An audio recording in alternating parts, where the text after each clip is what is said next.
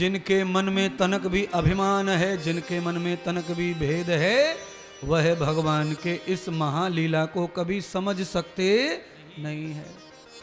तो बंधुओं, मैं आप सबसे ही कह रहा हूं कि आप उस लीला में जाइए और महादेव जैसे बैरागी, महादेव जैसे महात्मा आज गोपी भाव से पधारे हैं वृंदावन, तो आप सब भी गोपी भाव से ही कथा में सम्मिलित हो जाइए, आनंद लीजिए।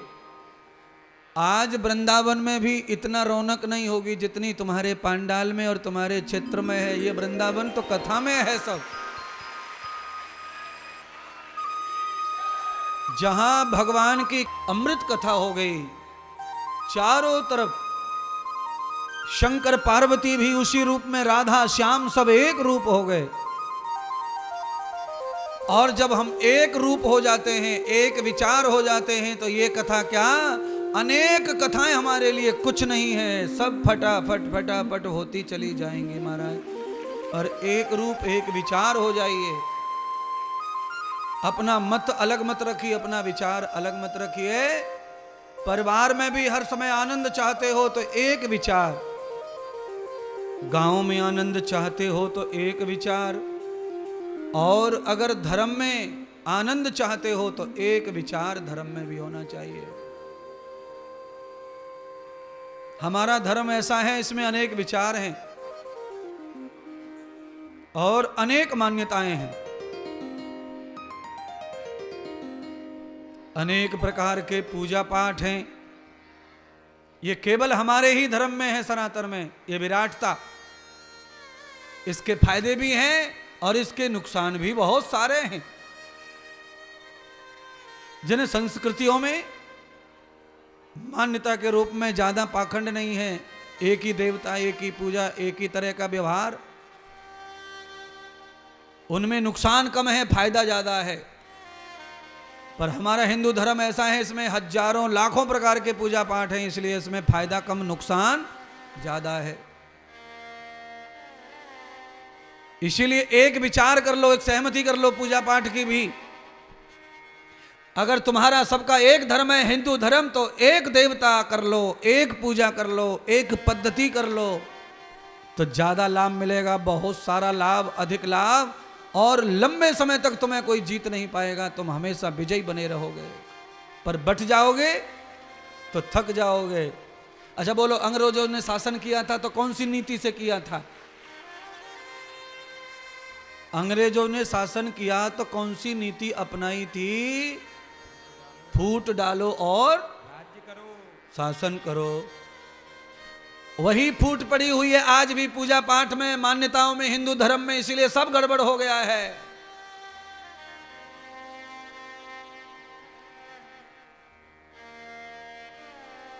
राज्य राज्यों में अलग अलग पूजा मान्यता, शादी विवाह करने की सब जगह अलग अलग परंपरा। हिंदू रीति रिवाज से शादी करते हिंदू लोग, पर परंपराएं अलग अलग हैं, रीति रिवाज अलग अलग हैं। इससे क्या होता है? घाटा पड़ेगा, बहुत बड़ा नुकसान होगा आगे चल के। बट जाएगा हिंदू इधर उधर, और केवल हिंदू संस्कृति ऐसी है जो बढ़ती जा रही है, बढ़ती जा रही है, टुकड़ों में टुकड़ों में टुकड़ों में। अच्छा आप बताओ, बौद्ध कहां से बना? बौद्ध की टुकड़ी कहां से बनी, कहां से पैदा हुई, कहां से गई? सिख कहां से बना? जैन कहां से बना? क्यों? क्योंकि इतना हल्का है तुम्हारा मान्यता, इतनी हल्की पूजा पाठ है। उसे भारी बनाने के लिए उस पर सहमति करो, एक विचार करो, एक चिन्ह होना चाहिए, एक चिन्ह। आप ही कल्पना कर लो, जितने भी संस्कृति, जितने भी पूजा पाठ वाले नए नए धर्म हैं, उन सब के चिन्ह एक ही हैं। हिंदू धर्म में कितने चिन्ह हैं कि ढूंढना मुश्किल है। उत्तराखंडी टोपी, हिमाचली टोपी, मराठी टोपी, यूपी टोपी, हरियाणवी पगड़ा, राजस्थानी पगड़ा, ढूंढते फिरो। इसीलिए समझ में यही आता नहीं है कि कौन अपना और कौन पराया। कुछ एक फिक्स हो जाए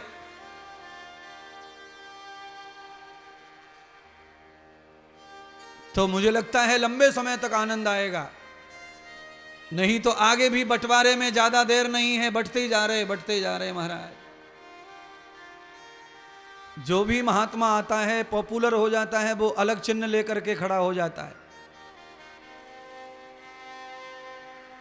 उसका भगवान अलग, उसकी मान्यता अलग, उसके चिन्ह अलग, और है हिंदू। कितनों में बट गया हिंदू।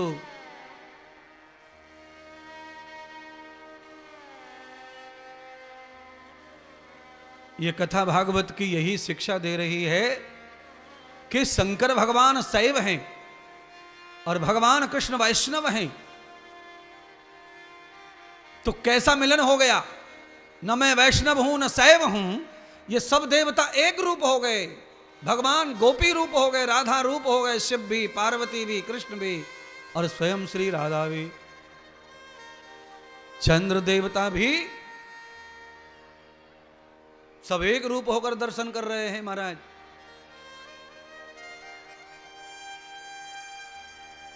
ये परम पावनी कथा सुनाकर मुझे आनंद हो रहा है। आप सब लोगों से भी प्रार्थना है कि आप संगठन में एक रूप एक विचार बनाओ।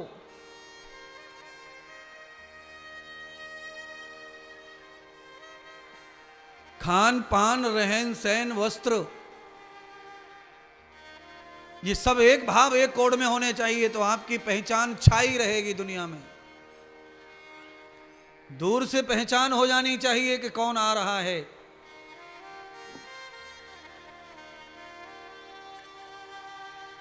कल्पना करो,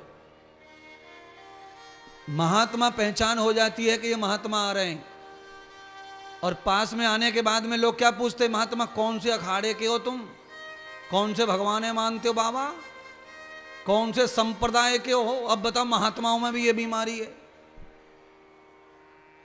पहचान तो हो गई कि महात्मा है, पर महात्मा के नजदीक जाके पूछना पड़ता है कौन से संप्रदाय के हो।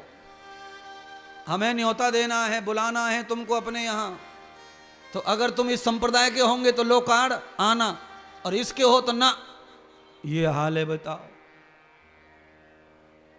आपस में पार्टियां बनी हुई हैं, मैं बड़ा कि तू बड़ा, तू छोटा कि मैं छोटा। एक बार महात्मा हो गए तो काय का संप्रदाय और काय का क्या। महात्मा तो आत्माओं से बड़ा है, और जब कोई महाआत्मा हो जाता है तो वो परमात्मा ही हो जाता है, उसका कोई मजहब धर्म रह जाता नहीं है। हाँ, इसीलिए अभी 22 जनवरी को आपने भाषण सुने तो सबने कहा ना, राम सबके, राम सबके, राम सबके। क्योंकि राम हो गए तो राम सबके ही हो गए, वो किसी एक के नहीं हो जाते। फिर ऐसे ही महात्मा कोई हो गए तो वो सबके हो जाते हैं, फिर उनके लिए कोई छोटा मोटा धर्म बचता। महात्मा तो महात्मा ही है महाराज। आज महादेव रास में चले गए तो गोपेश्वर बन गए।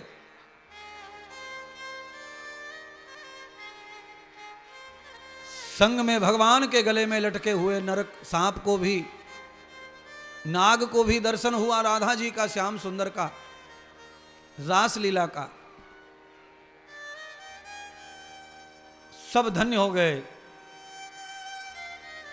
और उस पावन रास की लीला के बाद सीधा अक्रूर जी का रथ मथुरा पहुंच गया, और मथुरा से कंस ने ब्रज में भेज दिया रथ को, जाओ नंद और नंद के दोनों बालकों को इस रथ में लेके आओ, और कैसे भी लाओ। और अक्रूर जी तुम ही ला सकते हो, क्योंकि तुम्हारे ऊपर ब्रजवासियों का बड़ा विश्वास है। नस्तम क्रूरम भाव कृतम कर्म, जिनके कर्मों में, जिनके भावना और विचार में क्रूरता नहीं है, वो अक्रूर। वासुदेव के छोटे भ्राता, भगवान कृष्ण के काका, बचपन में मित्र हैं कंस के।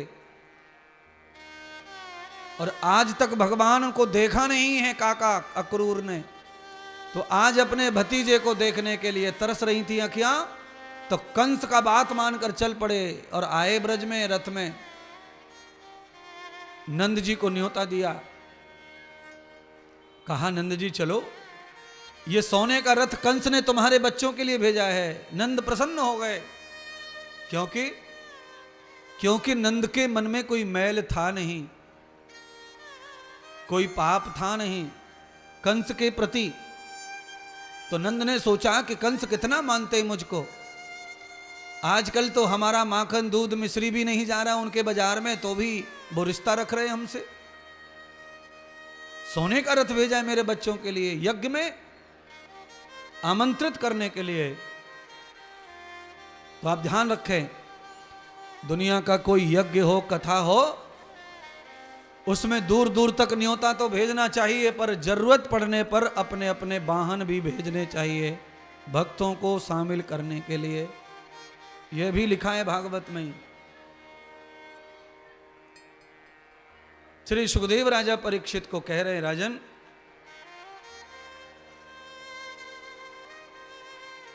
रथ में बैठ गए बालक और नंद और पहुंच गए मथुरा।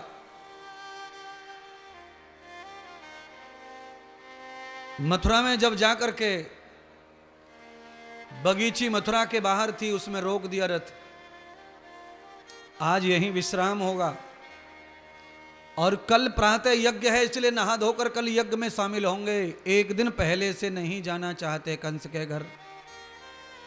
भगवान तो सब जानते थे कंस ने यज्ञ रखा ही नहीं है, वो तो बहाना है यज्ञ का, वो हमें मारना चाहता है अपने घर में अंदर बुलाकर।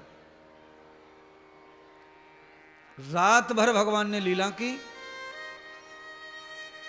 प्रातःकाल 4 बजे भगवान पहुंचे कंस के महल में अकेले बलराम जी के साथ। 4 बजे नहा धो करके एक बुढ़िया कुब्जा चंदन घिसकर जा रही थी चांदी के कटोरे में लेकर कंस के माथे पे सजाने के लिए। मार्ग में नंद का लाला मिल गया, तो कुब्जा ने नंद के लाला को देखा। सुबह सुबह माथा सूना था लाला का, तिलक विलक नहीं था। तो कहा लाला तुम्हारे माथे पे चंदन नहीं, इसलिए तुम सुंदर नहीं लग रहे, लाओ मैं चंदन लगा देती, तुम्हारे बाल रूप को सजा देती हूं।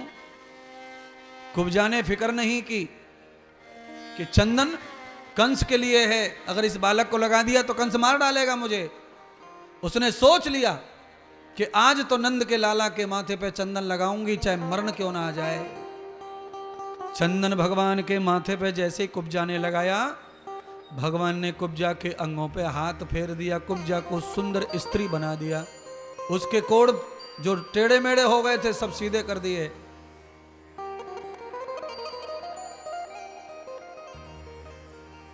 अंदर महल में गए भगवान, तो धनुष रखा हुआ था।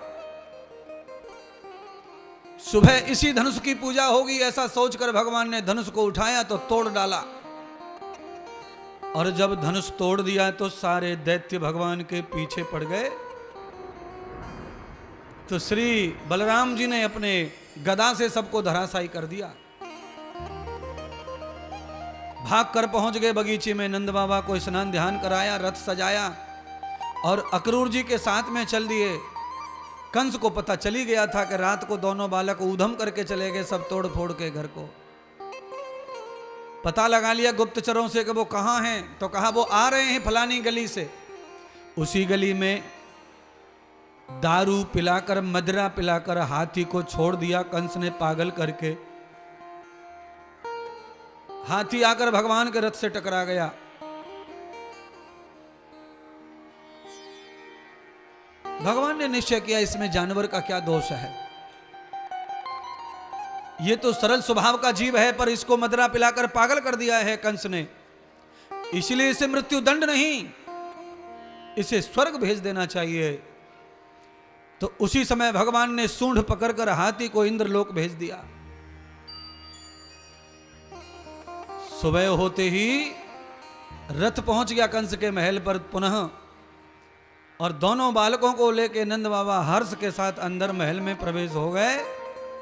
दुष्ट कंस की मान्यता क्या है, दिल की भावना क्या है, नंद बाबा अभी भी नहीं समझते। दरवाजे बंद करवा दिए कंस ने और कहा इन दोनों बालकों को पकड़ो और मार डालो। सारे सैनिक मारने के लिए दौड़ पड़े।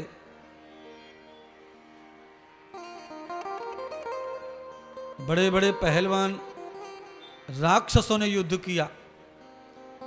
बलराम और कृष्ण ने सबको धराशायी कर दिया।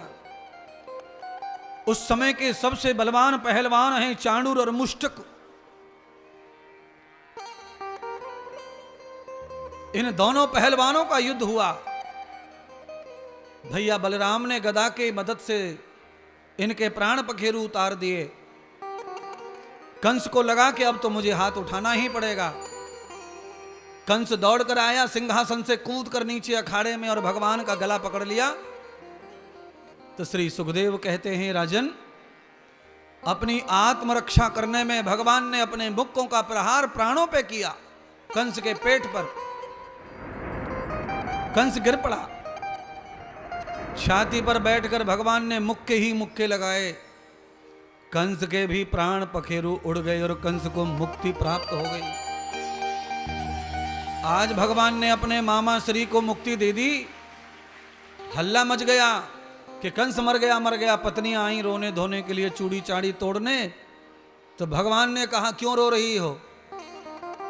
तुम्हारा पति पापी था, पर उस पापी को मृत्यु के समय चतुर्भुज भगवान विष्णु का दर्शन हुआ है, इसीलिए उसे मुक्ति प्राप्त हो गई। रोने की कोई जरूरत नहीं है। और मैं कृष्ण वचन देता हूं कि मैं तुम्हारी देखभाल करूंगा, सम्मान करूंगा। आज भगवान ने कंस को उठा लिया, उनकी पत्नियों को आधर्ष दिया, धाड़स बंधाया और भगवान सीधे जेल पहुंचे।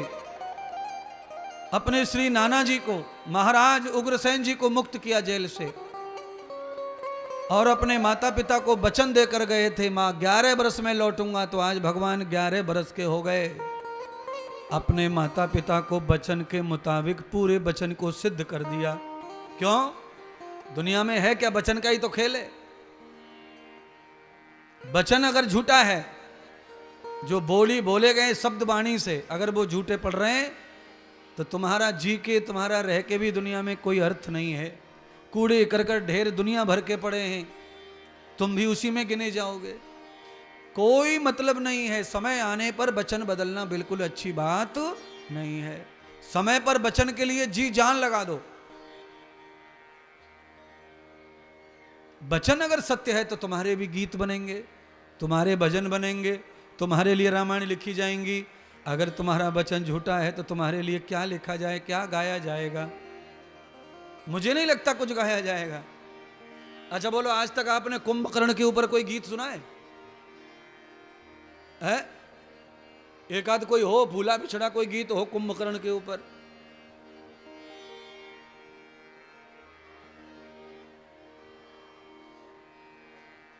कंस के ऊपर हो कोई?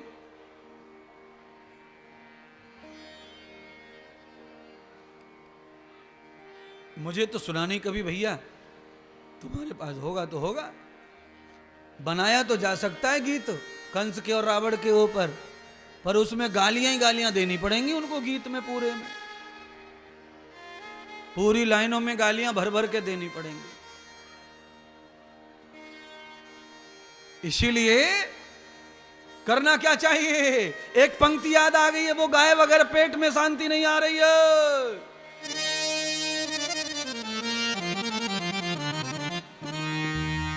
जिस भजन में राम का, उस भजन को गाना।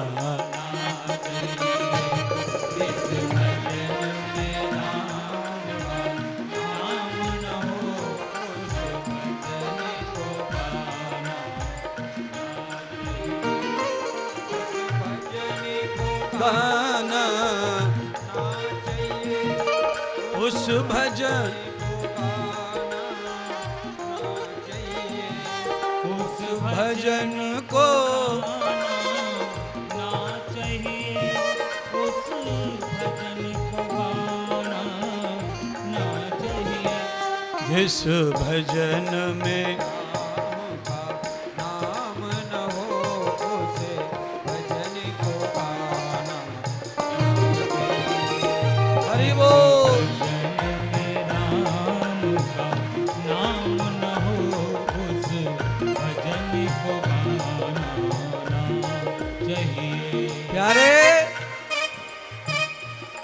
अभी 5 मिनट में रुक्मिणी जी का स्वयंवर होगा, विवाह होगा भगवान जी का।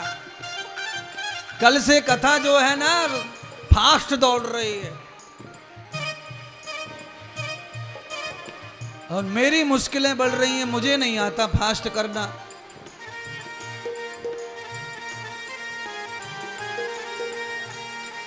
पीछे वालों क्या खो गया है तुम्हारा? है लेट आए हो ना, आज आए हो इसलिए ज्यादा कमाना चाहते हो पुण्य, खड़े हो करके आगे वालों ने कमा लिया है ना ज्यादा 6 दिन से। राम राम राम हरे कृष्ण हरे हरे कृष्णा कृष्णा कृष्णा हरे कृष्णा। जिस भजन में राम का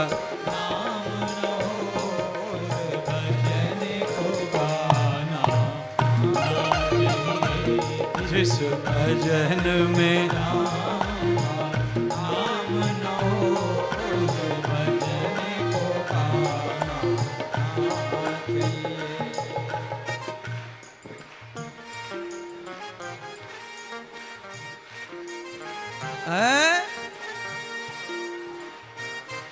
और देखो फिल्मी गीत कैसे कैसे आडंबर, कैसे कैसे आबड़ खूबड़ हिट हो जाते हैं। फिल्मी गीत बिल्कुल आबड़ खाबड़ होते हैं और हिट।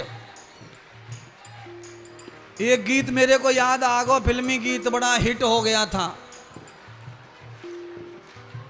इनको सुना दूं, ये लड़कों को सुना दूं। तू तक तू तक तू तक तू तिया गई जमा लो।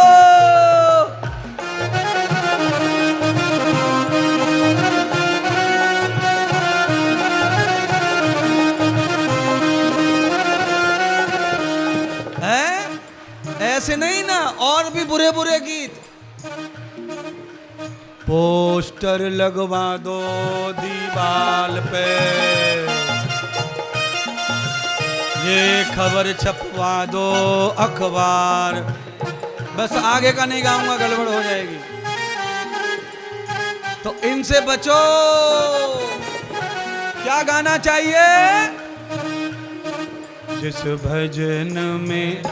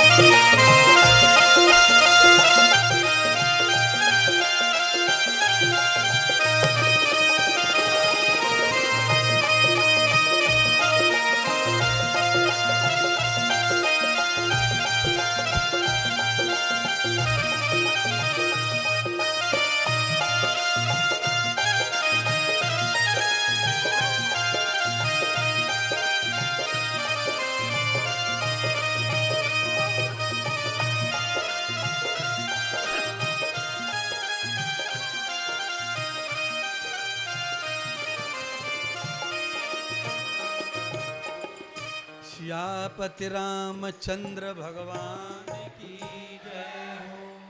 भजन में बहुत कुछ बाकी रह गया है, माफी करो, आगे बढ़ाएंगे। दूसरा कथा सुन लो थोड़ी सी।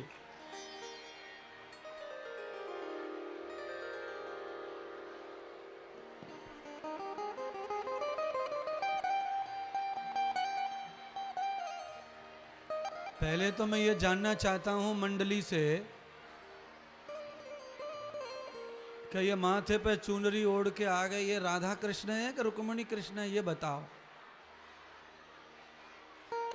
ओ डेकोरेशन वाले हो, समस्या बहुत बड़ी आ गई है मेरे सामने।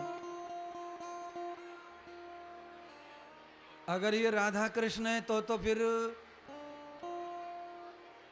फिर हम तो रासलीला की कथा सुनाते अच्छे से विस्तार से। अगर ये रुक्मिणी है तो विवाह की कथा सुनाएंगे। भगवान ने अपने माता पिता को जेल से मुक्त कर दिया, और रथ में बैठकर नंद के साथ में उज्जैन नगरी पहुंचे और वहां सांदीपनी ऋषि के आश्रम में बलराम और कृष्ण दोनों ने गुरु मंत्र लिया। पवित्र यज्ञोपवी संस्कार हुआ और गुरु बनाया। अरे रामपुर वासियों, भगवान कृष्ण 11 साल के हुए हैं शरीर से तो उन्होंने गुरु बना लिया। जीवन में गुरु कितना जरूरी है ये भागवत के कृष्ण बता रहे हैं। वो कह रहे हैं कि मैं ब्रह्म हूं, परमात्मा हूं, तो भी मानव का शरीर धारण कर लिया है तो मेरा उद्धार बिना गुरु के होने वाला नहीं है। 11 वर्ष तक बलराम और कृष्ण गुरु जी की सेवा में रहे। गुरु ज्ञान लिया, गुरु जी की परम सेवा की, सुदर्शन चक्र से लेकर के समस्त दर्शन का ज्ञान लिया और मेरे परमात्मा सुंदर सुंदर पवित्र मित्रों के साथ अध्ययन करते, साधना करते मथुरा वापस आ गए।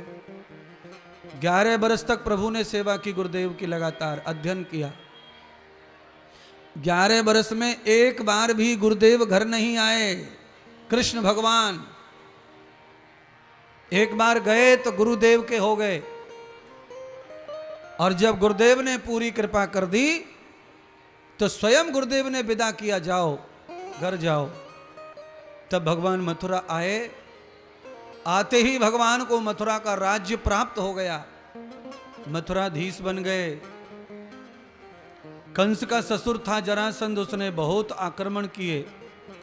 भगवान को लगा कि इस आक्रमण के कारण ब्रजवासी व्यर्थ में मारे जा रहे हैं, इसीलिए मुझे ऐसे राज्य का त्याग कर देना चाहिए। भगवान ने रातों ही रात द्वारका का निर्माण करवा दिया और मथुरा का त्याग कर दिया और भगवान द्वारका पहुंच गए। और जब प्रभु द्वारका पहुंचे तभी पत्र प्राप्त हुआ भगवान को महाराष्ट्र अमरावती का। भीष्मक राजा की कन्या रुक्मिणी जी ने पत्र लिखा कि हे स्वामी, हे प्रभु, मेरी रक्षा करो। मेरे भ्राता ने मुझे शिशुपाल के साथ जबरदस्ती रिश्ता बना दिया है और वो विवाह मुझे मंजूर नहीं है। मैं प्राण दे दूंगी पर दुष्ट राक्षस के साथ कभी विवाह नहीं करूंगी। आप तो रक्षा करते स्त्रियों की, मेरी रक्षा करो। तो आज भगवान अपने सारथी को लेकर रथ लेकर द्वारका से अमरावती पहुंचे और वहां से कन्या की रक्षा करते हुए भीष्मक राजा की पुत्री रुक्मिणी लक्ष्मी जी को लेकर द्वारका चले गए। और वहां द्वारका में जाकर के भगवान बलराम जी ने कहा, देखो कृष्ण, जमाना अच्छा नहीं है, किसी के मुंह पे ताला नहीं है, किसी की जवान सुंदर कन्या को अपने साथ रखना अच्छा नहीं है, इसीलिए इसके साथ विवाह कर लो। तो बृहस्पति आचार्य को बुलाया और शुभ काल शुभ समय देखकर विवाह संपन्न करवाया। भीष्मक राजा अपनी पत्नी को लेकर अक्रूर जी के साथ में द्वारका पहुंचे कन्यादान करने के लिए। तो गंगा स्नान किया और गौदान करके पवित्र किया अपने आप को, फिर कन्यादान के लिए आसन पर विराजमान हुए। नंद बाबा यशोदा देवकी वसुदेव को श्री बलराम जी लेकर मथुरा से आए आशीर्वाद के लिए। सब देवता पधार गए, ऋषि मुनि सब पधार गए और अब बृहस्पति ब्राह्मण के माध्यम से शुभ विवाह का मंगल कार्य संपन्न किया जा रहा है। हमारे पंडित जी आए हुए हैं, विवाह संपन्न अब होगा। और जैसा कि अभी बताया गया था कि लक्ष्मी रुक्मिणी के विवाह के लिए पिता भीष्मक ने कन्यादान गौदान भरपूर किया। तो जो भी महान भाव आए हैं जिनको करना है वो आज अवसर है। आज आप कन्यादान गौदान करो मत करो, पर आयोजक समिति के लिए आप भागवत का दान करो, जिससे सब कार्य सफल हो जाएं और आपको भी लक्ष्मी को दान करने का पुण्य प्राप्त हो जाए।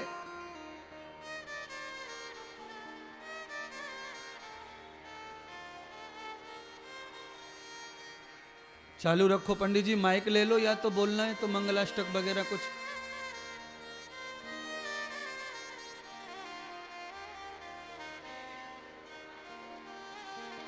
बहारो फूल साओ मेरे भगवान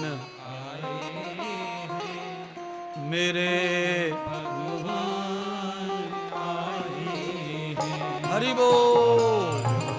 फूल बरसाओ मेरे भगवान आए हैं, मेरे भगवान आए हैं। फूल बरसाओ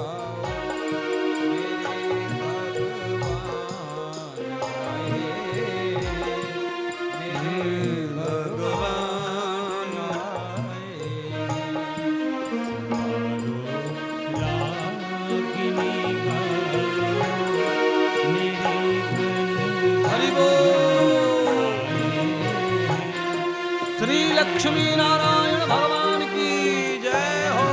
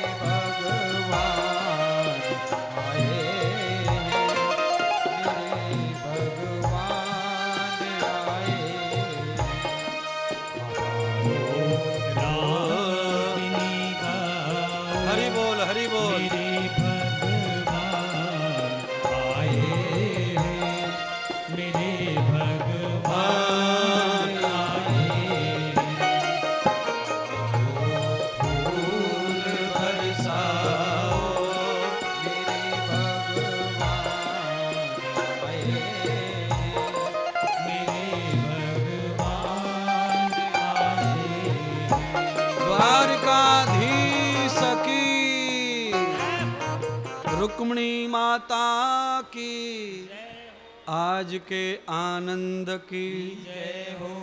जय जय श्री राम।